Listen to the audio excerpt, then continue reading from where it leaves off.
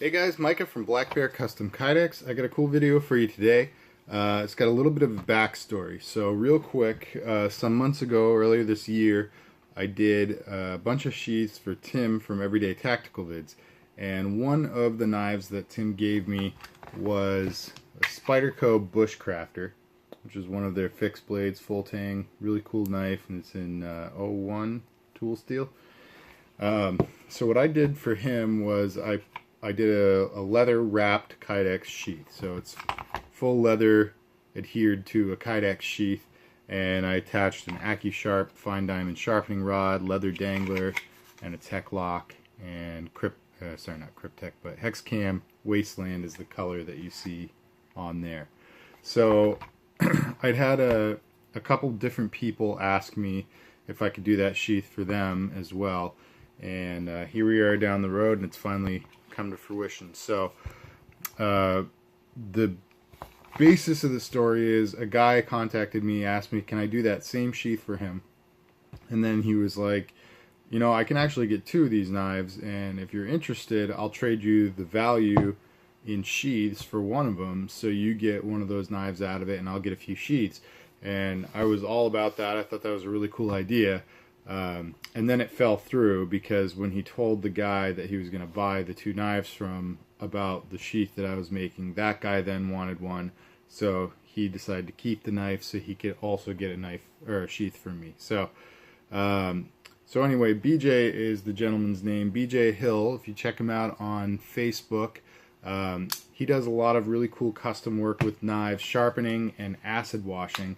And so what we ended up doing, I didn't get a Spyderco Bushcrafter out of it, but I did get a Spyderco Arc, which I've misplaced, a Spyderco Gale Bradley 2, which has a really nice custom acid wash on it from BJ, and he also did a custom acid wash job on a CRKT Minimalist, and this is the Warncliffe style Minimalist.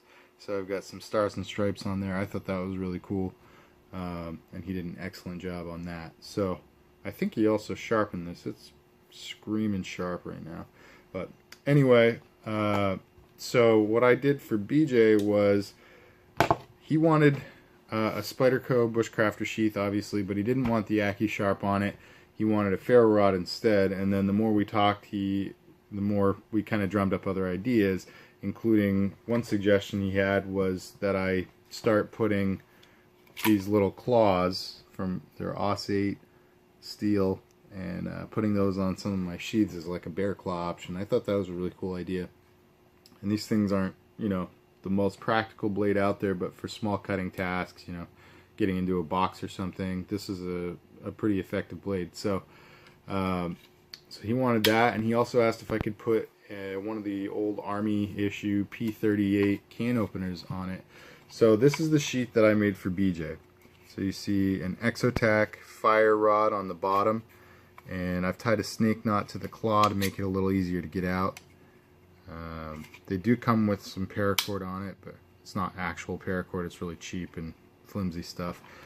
And then the P38 I did like so on the back. So he's also got the tech lock and the leather dangler, and I thought that came out really nicely. No rattle, knife has no play, and really easy one-handed draw. So this sheath came out great. I'm really happy with that. And let me show you the sheath that I made for the other guy that asked for one. So we've got, this one is almost identical to the one that I made for Tim. It's got all the same parts on it. The only difference, I think, would just be, you know, slightly different with the... Hey guys, alright, so I actually made a mistake, which is why I'm splicing this in. It's a couple days later. You can probably tell I've changed my shirt. But, so the guy that BJ bought the Spyderco off of, who also is having me make him a sheath, I had said he wanted it just like Tim's. You've already seen this sheath. Only this guy down here is new. He'd asked me before, and I just forgot to put, he sent me an S2R baton from Olight.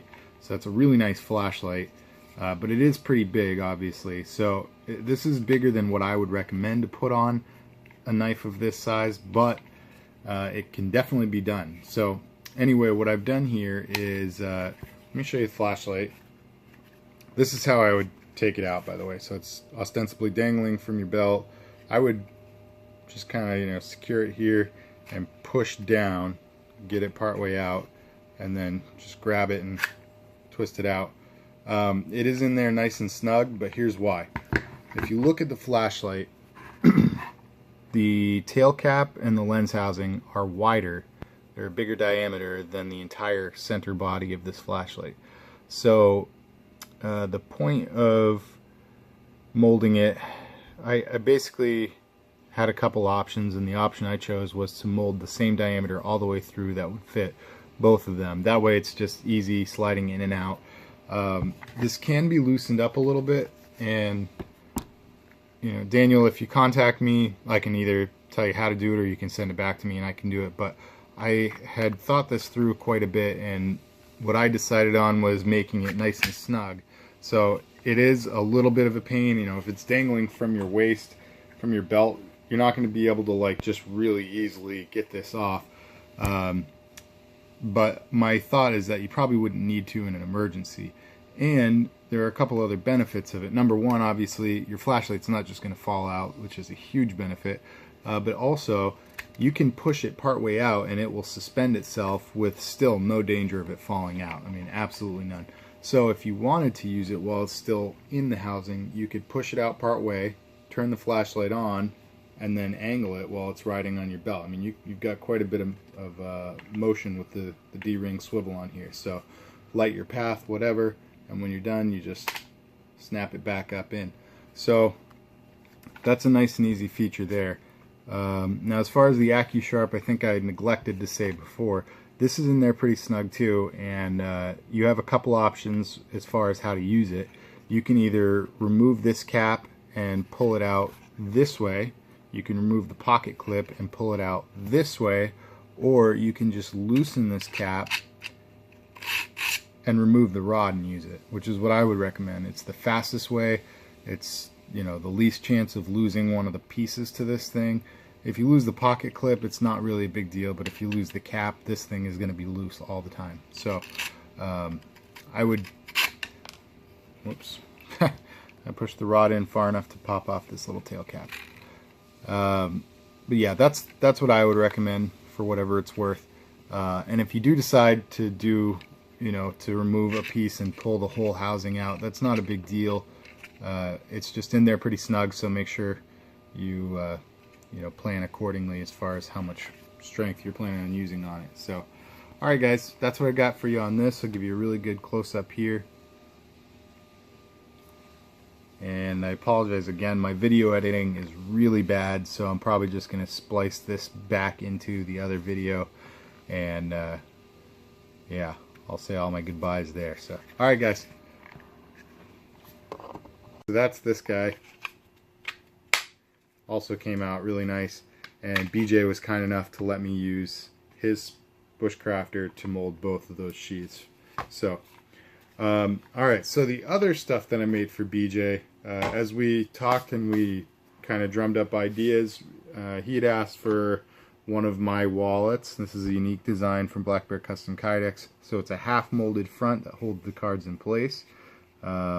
And then it's got a cash compartment on the back. So it is a sandwich style, but it's kind of got the elements of a shell style as well.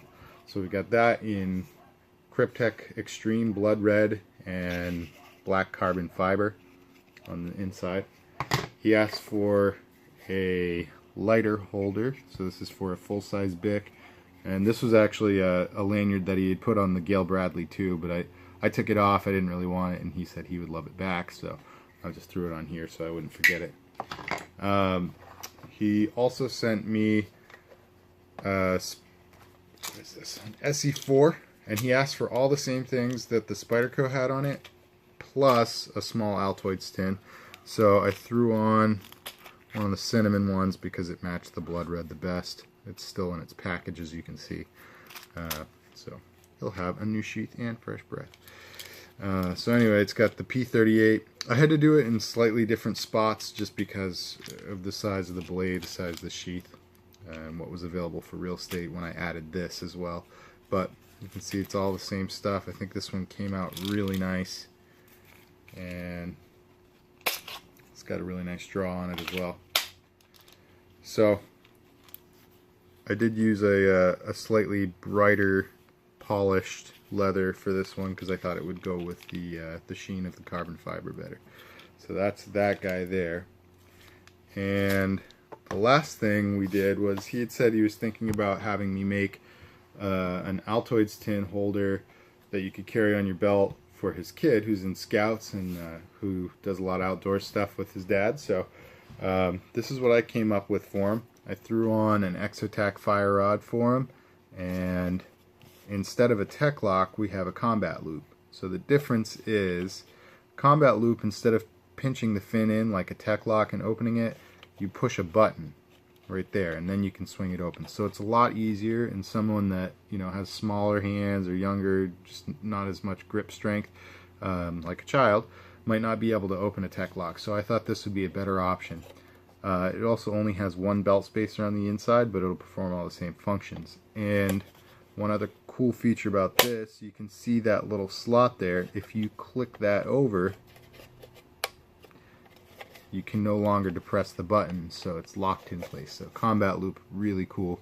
He told me his kid likes blue and green the best, so I got some Cryptek Neptune on here, which is a really nice blue color, and then I got an OD green fire rod on there, and this is Black Raptor, so it's that faux leather look for the Kydex that's holding it. So hopefully he really likes this. I think it's a cool system, and he'll really enjoy that. And I actually bought, bear with me, I use my tin to mold it, but this is actually the one that he's getting it in because he likes green, and I think that color actually goes with the Neptune pretty well. So, I mean, obviously he can switch it out for like $2.50 if he buys another Altoids tin, but I thought that was a nice little touch. So, alright guys. Hey guys, I wanted to give a quick shout out to BJ on here. So BJ does excellent sharpening and acid wash jobs, and here is the Gale Bradley 2.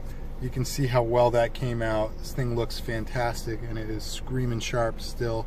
So I couldn't be happier, and BJ is a great guy to work with. So if you guys need a knife sharpened or want a custom acid wash job, please go down in the description box below and click on the link to his Facebook profile. Just send him a message there and get in touch and see what kind of deal you guys can work out. So I couldn't recommend him more highly, and I appreciate BJ the chance to do this project with you. I hope we do a couple more moving forward, and that's what I got for you. So I don't have the minimalist or the arc on me, but I will roll in a couple photos right after this video, right after this segment of this video. So before I splice back into the other longer video, you'll see a couple pictures. So stay tuned for that, and go down below, click to his Facebook profile, and get in touch with him about sharpening and acid wash. So, alright guys.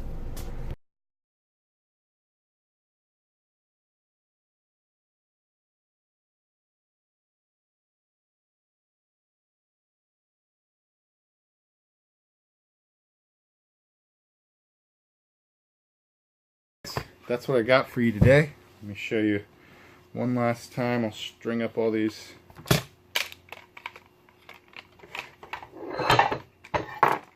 as my shop falls apart. So those are the 3 sheaths that I got.